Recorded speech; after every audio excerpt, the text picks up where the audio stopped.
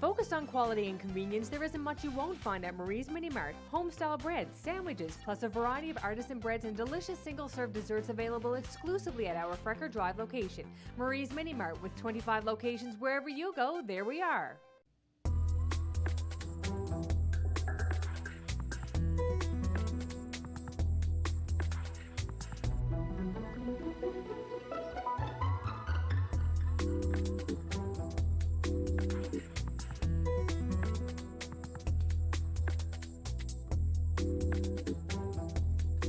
Hi everybody, I'm Karl Wells. My guest today is a multi-talented, award-winning theater specialist. She has taught theater.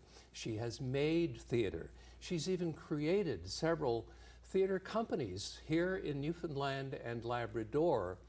And currently, a project that she's absolutely passionate about is the ongoing adventure called Perchance Theater of Cupids. It's my pleasure to welcome Danielle Irvine. Welcome, Danielle. Thank you so much, Karl. I have to ask you, when you were a little child, were you aware at all of theater, live theater? My mom used to take me to see shows, and so I did go see theater at the time and loved anything at the Arts and Culture Center. I mean, who didn't love to sit in those chairs and look up at those lights, right? And even in the basement theater in the Barbara Barrett, now it's called. But it was when I think what really caught me was seeing a show when I was in my first year of university at the Ellis Pugh Hall, Streetcar to Desire, and seeing Mary Lewis and all those folks on that stage. And I was in like the second row, and I was riveted and like goosebumps. And that was when it was like, oh, there we go. Now I'm gonna do this, right? It's quite the show. Yeah, it was quite the show. Well, anything by Tennessee Williams, really. Yeah. It's quite marvelous. Yeah. Yeah. I'm just wondering, was there a particular production or a particular performance where you thought, this is for me? This is what I had to do. Yeah, when I was a kid, I mean, I loved everything I saw, from big shows to little shows, but it wasn't really until I was in, when I was in university and then getting to see the show at the Ellis Pugh Hall, and then going up to see Summer Shakespeare with Gordon, and at that time I wasn't involved, but just looking up on that stage and seeing people I knew telling these stories and having me just transported, and I was like, oh yeah, this is what I want to do. But even then I just didn't think I could actually do it. I just wanted to be part of it. So it was a long time in the transition between just wanting to be a part of it until actually thinking, oh, maybe I could do it. There was a big disconnect there for me for a long time. Yeah, and I think most people, when they're drawn to theater, the thing they're drawn to first and foremost is performance. Yes. But you kind of veered off in another direction towards directing. How did that happen? Well, I started acting, like you say, because I think we all, at least for me, I'll speak for myself, I love to dress up, right? How fun. You put on those costumes, especially in like the Summer Shakespeare's. The costumes are so exciting. And you get dressed up, become a character. But in order to graduate the program at MUN, the specialization in drama, which I started doing, you had to do the directing class. And I had said to my friend Kelly Jones, I was like, oh, I can't be a director, it's too scary. I'm just not going to do the course. And I said, you know, directors are people who sit at the back of the room wearing berets, smoking and screaming, right? I was like, I can't do that, that's not me. And Kelly said, when you read a book, do you get a picture in your head? I said, yeah. She goes, then you'll be fine in the course. Well, from the moment I started, I was like, wait now, this is super fun. And then I was hooked.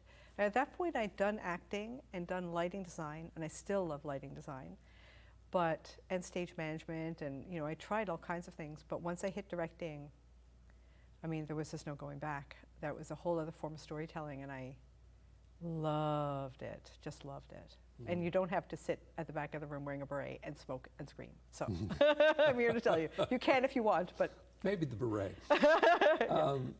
You've taught as well, of course, and one of the places you taught, excuse me, was at the National Theatre School. Yes, yeah.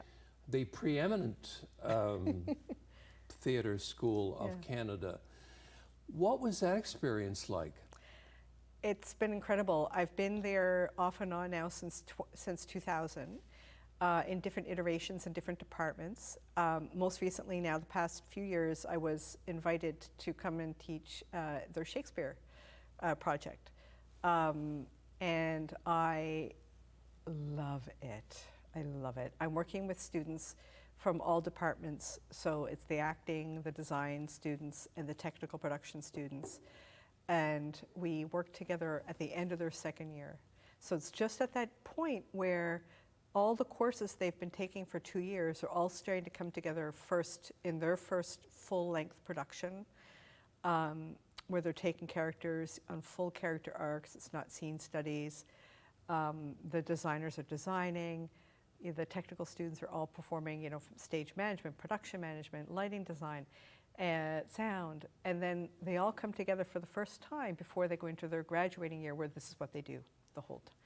And it's a really exciting time to come together, to see the students put together a process in their head, to be a part of that journey and helping them find that, and then particularly be working on something like Shakespeare's text to do it. And that's a lot of fun. Just out of curiosity, do the students at the National Theatre School only come from Canada, or are there foreign students as well? That's a great question. They're from all over the world. Wow. Yeah. So we've got a really good reputation, I take it. Yeah, we do. Yeah, on a world reputation. We have, there's students from all over, by other countries, in all departments. And they come there because the school has a great reputation. It's immersive.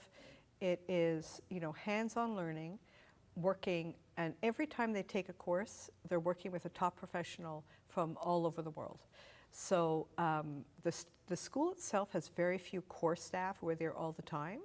They have that backbone that's kind of overseeing the student's journey, but they're bringing in top professionals from all over the world who work with these students. And then, a big part of the learning then is what's happening all over. And it's, what's happening in the industry now, but it's also networking, right? So if those students write me now, I'm like, oh yes, I work with that student. I know what they're like, and I'd love to see you audition for something, or I'd love to help connect you to somebody, right? And because that's how we get to know each other, is through the work, right? And we develop a process. I guess one of the reasons why we have such a great reputation is largely due to the Stratford Festival in Ontario, which is internationally acclaimed. And you got to work there as an assistant director. Yeah. Now, what exactly does an assistant director do? I did too. So as an assistant director, I was really lucky. I worked with 2 directors over my time there as an assistant outside the conservatory, and then I also did the conservatory, and I was the first director to go through the conservatory, so it was a really big deal back in the day, and a thrill, and still is. But as an assistant director, you get to be really close to the director through the entire process, from top to bottom, from design, concept conversations. You're inside learning how a director at that level thinks, how they communicate their ideas, how they develop an idea with a team, and then how you take that and then bring it to fruition during the season, during rehearsal and production. So I got to be very close with, my mentor director, David Latham, who I am just so lucky to have been on this journey with David now. Highly respected. Yes, and I'm so lucky to have gotten to work with him multiple times now. I think William Hutt has had some wonderful things to say about him. I would say that would be true. Yeah. David is he's incredible. He's an actor's director. Every actor who's worked with him would say that. He really knows how to bring out the best. And so seeing how he would communicate with the actors in rehearsal, then we'll go away and talk about it. I'll say, so David, in that moment, why did you say this, One of the most transformative moments for me was during that time, myself and David were talking after rehearsal. I said, David, you know, this moment here, the actor just wasn't seeing this moment. Why didn't you just say it? And he said, well, he said, I trust them. They're professionals. And if they make the discovery themselves, they own that discovery and it'll always be there, as opposed to them repeating something I've told them to do. And that changed how I work completely. I used to feel like I had to have the answers. I had to have them right then and there. And now I have a much more confident ability to give space for discovery, not just for the actor's discovery, but for my own, right? Like when you give space to something, I always say, you know, I'm going to noodle on it. And now more people are saying that in the perchance world, which is great. And it gives us time to not leap right in, but to kind of give space. And I'm really grateful to have learned that from David. And then I was continuing that when I did a workshop with Peter Brook. So Peter Brook is, you know, one of the world greats. Renowned. Yeah, yeah. He film and stage. Film and stage, director. yeah. And he just passed away this year. And I was blessed to be in the World Stage Festival Masterclass for Directors a long time ago now. I was the youngest person in the room. And I was there because of the Canada Council, thankfully, had managed to make that work. And I was doing an exercise, and Peter asked us to, he asked for 2 volunteers, I was one, another director, and he got us to take a piece of ancient Greek and take one of the other directing students and direct them. And I happened to go first, and I was just going through my process, which is, you know, slow, listening, contemplating, and, you know, listening to the feel of the word in the mouth, the sound of the word in the mouth, you know, the rhythm of these words. What does that tell us? What can that give us physically? And after about 20 minutes, we'd only gotten a few lines in. And then he said, okay, the other director can get up. And then that director went up and said, you're in a venue, there are 2,000 people there. You need to convince them of this, this, and this. And the actor took that piece and instant scene, instantly riveting. And I was like, you know, I felt, oh my God. And then Peter said to the group, he said, okay, well, who do you think was the more successful director? And 100% of the people said the other. And I was absolutely dying on the, you know, and these are directors from all over Canada. I was just dying. And then he said, well, I thought Danielle was. Wow. I know. And people were like, why? He said, well, because she was giving space for discovery and creativity and curiosity. And I mean, it changed my life, right? It changed my life. And it gave me permission to work that way. And that's what I do. And people are like, what decision? I'm like, wait, it'll arise. It will arise. And then when you have to, of course you do. But you wait as long as you can to really just allow what's underneath that's happening between the actors, the text, each other, the space, you know, on all of us to see what's going to arise. And then it does. I didn't have the privilege of seeing any of his work on stage, but I did see, and you probably have seen it, his film of King Lear, starring Paul Scofield. I have not seen it. I've only seen images in a book. Which is a remarkable film. Yeah. And if you ever find it, please look at it. I will. It's a remarkable Yeah. rendering for film of King Lear, I thought. Anyway. But who cares what I think? No, I care. and King Lear is one of my favorite plays. Yeah. It is, if not my favorite. Yeah, me too. Yeah. So let's talk about the fact that you are, and you've called yourself this, a Shakespeare nerd. How did that happen? Was it That's a great question. an early experience? Well, I do remember being in grade 8 and picking up Romeo and Juliet and reading it and you did Romeo and Juliet. Yes. It was, in my day, it was Macbeth. Right? Yes. Also did that too. Love that play. I loved it. I loved the story. I loved that it was so close to my age, the characters in it. I loved digging into the language. I love the power of those words.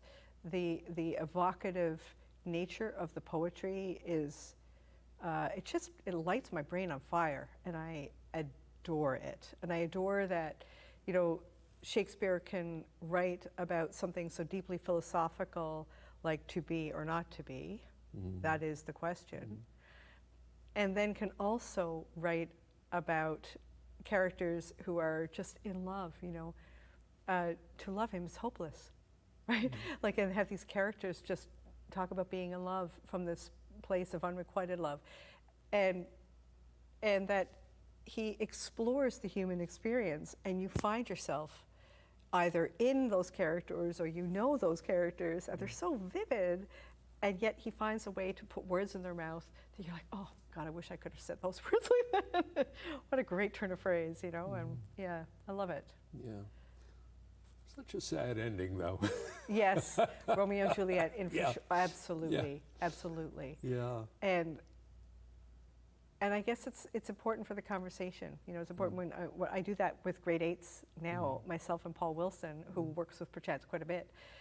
You know, we go in, we do work in Art Smarts, and we've had such a great time talking about that play and love, but also about, you know, stepping back before we get to that point, you know, and having conversations as opposed to getting carried away like they do. I want to bring things back to Newfoundland and specifically Belle Island. You started a theater company called First Light Productions, and your first production took place in situ, I guess, on Belle Island, and it was about the history and the mine on Belle Island. Just talk about all of that and how it came about. Well, I graduated NTS in '96, and upon return, my friend Anastasis came to me and she said, we should start a theater company together, because she was graduating business school in the coming year, and I just graduated theater school, National Theater School, and so we decided to put together a company, and she said, you know, she was really interested in the history of Belle Island, and so we read Gail Weir's book, and then we went over and drove around, and I also have a tourism background. And so we kind of pitched some ideas. I said, you know, there's a lot of history to Belle Island. It's more than just one story, it's a lot of stories, so why don't we make it an immersive experience?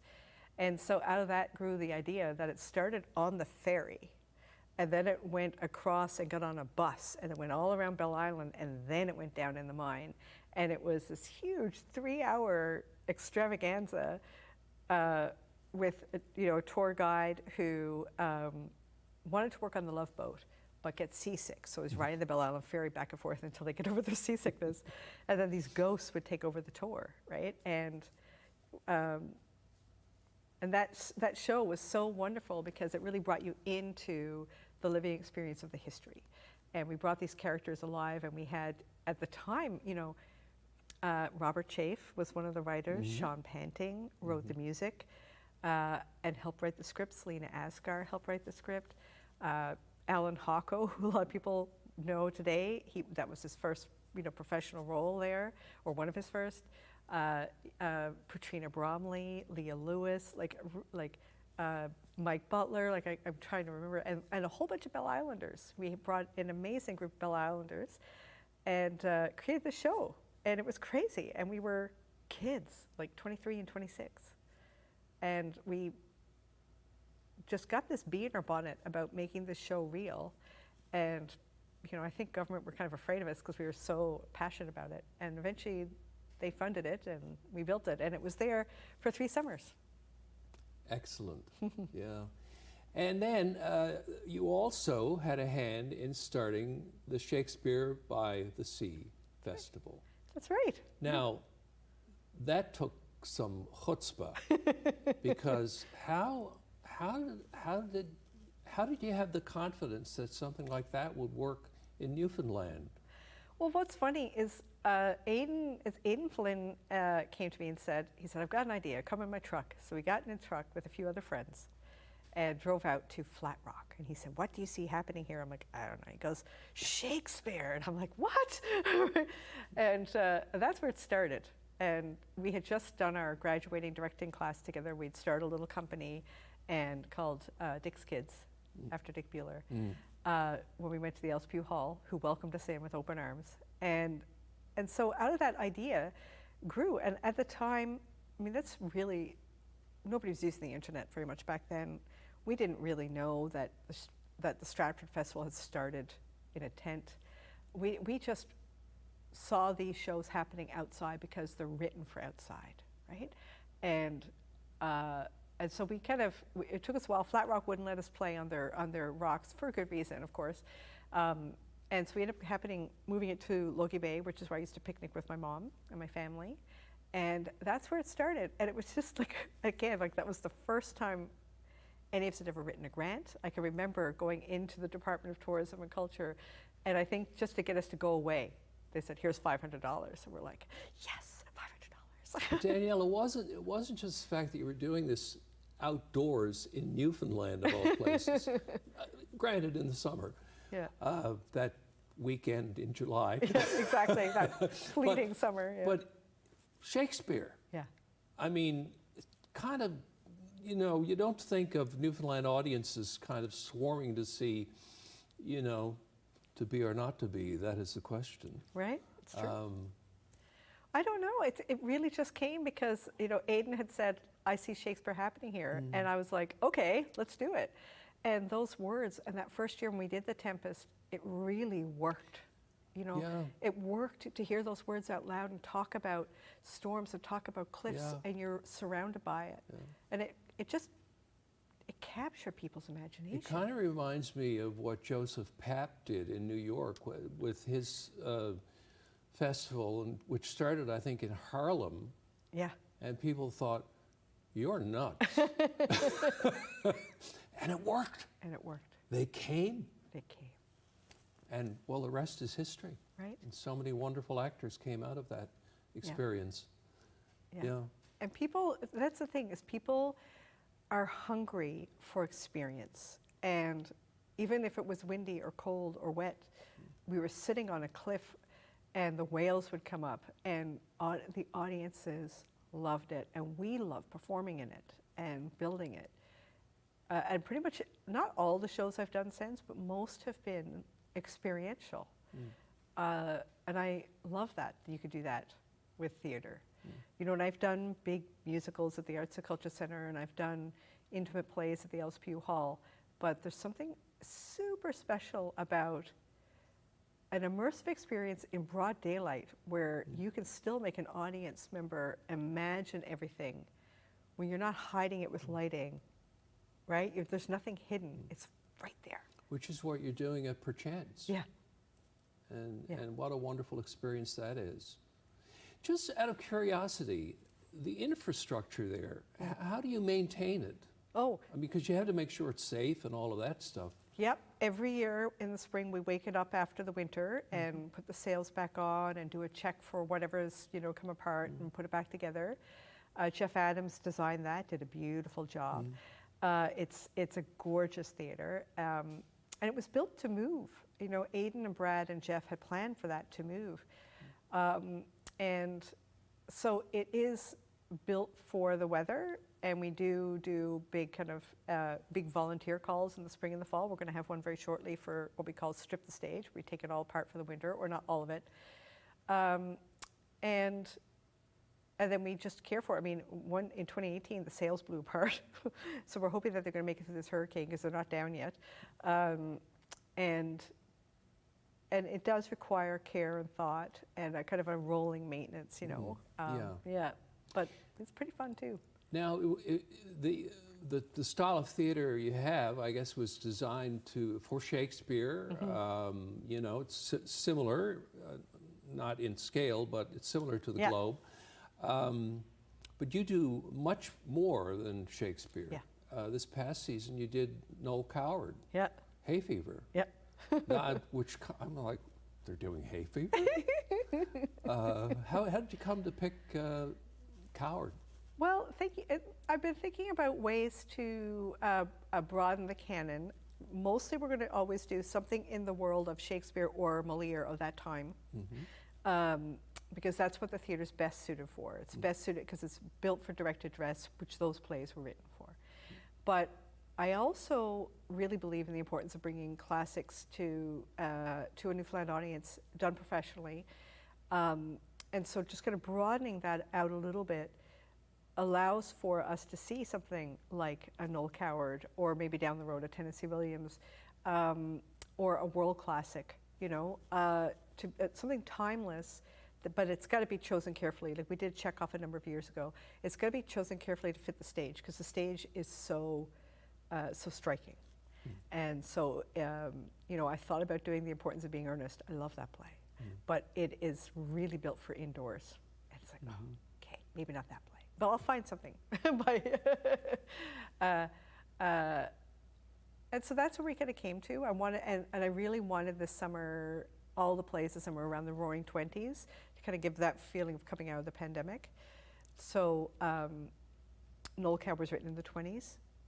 And it really is about behaving badly. It's about letting loose, and the idea of fever, which coming out of what we've been going through, I thought we could all relate to. The sense of, you know, I know I've been in a lineup in the grocery store, just wanted to behave badly and scream and shake my fists when it's going too slowly. We don't, of course, but these characters do, and it's a great way to let off some steam.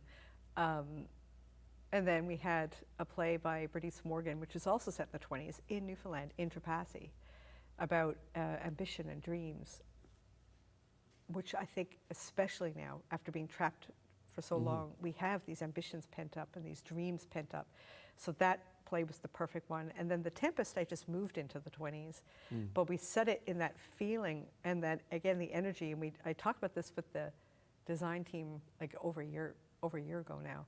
I wanted that sense of like the flash of electricity in the storm. I wanted the Tempest to kind of grab us and shake us up and spit us out the other side. And I gave them this image of Tesla with his book and this crackle of electricity going overhead. And that's how we went into the Tempest, with that energy. And so it was a really fun season. Yeah. Danielle, thanks so much for being on the program. Thank We're you. completely out of time. I could keep talking all afternoon, but thank you very much, and all the best with Perchance next season. Thank you. The play's the thing. That's it for this edition of Karl Wells' Point to Point. Thank you for watching, and we'll see you again next time.